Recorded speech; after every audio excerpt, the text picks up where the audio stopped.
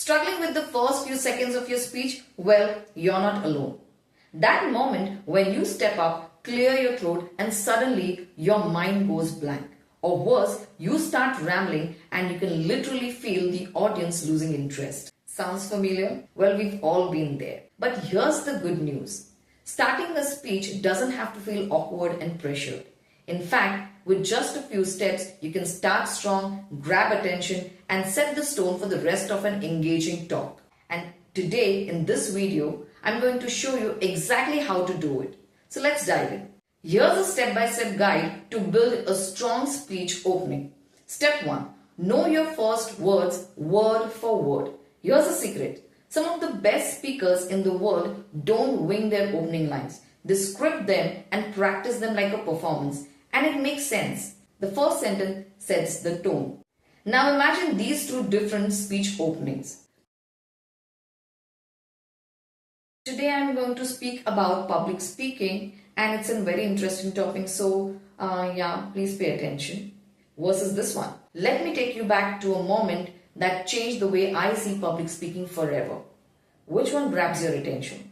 Exactly. Your first word should pull people in rather than keep them wondering whether you're still practicing your speech. Step 2 is use an attention-grabbing opener. An attention-grabbing opener is a compelling first line that instantly captures the audience's attention. It can be a surprising fact, a thought-provoking question, a bold statement, or a relatable scenario. The goal is to keep the audiences engaged within the first few seconds.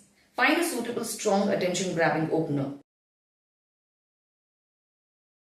Here are 4 easy ways. First, ask a question. When you ask a question, it engages the audience immediately by prompting them to think, creates curiosity and makes them feel involved and builds connection. Let's take an example. Have you ever completely blanked out in the middle of a speech?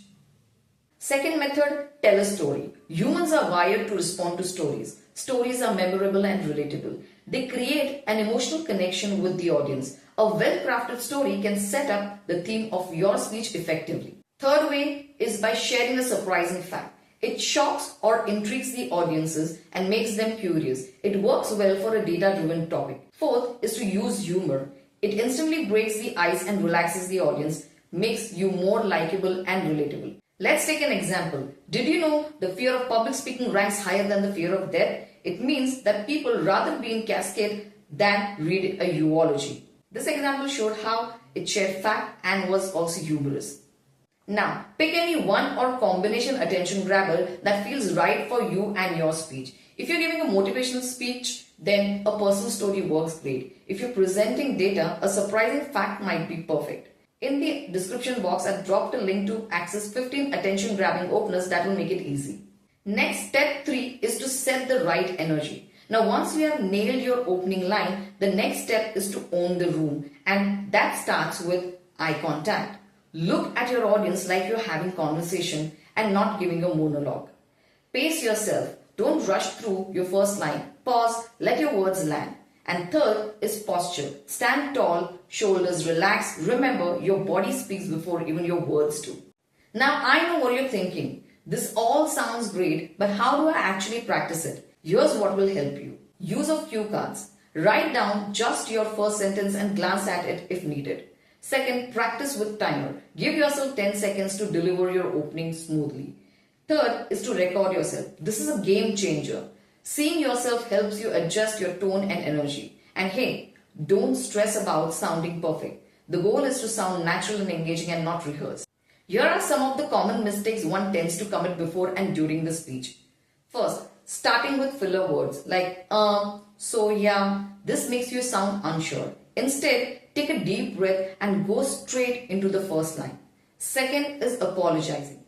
Never start with, I'm not really good at public speaking. Stop. Don't let your audiences doubt even before you begin. Third is skipping rehearsal. Your opening line should feel like second nature. So practice it until it feels effortless to you. Here's another superb hack of public speaking. Try practicing your opening line in different moods. Say it excitedly, say it calmly, say it like you're talking to your friend. This helps you find your most authentic tone and makes your speech feel natural. Alright, now it's your turn. Drop the word speak in the comments if you're ready to start your next speech with confidence. And if you found this helpful, don't forget to like and share with someone out there who might need this.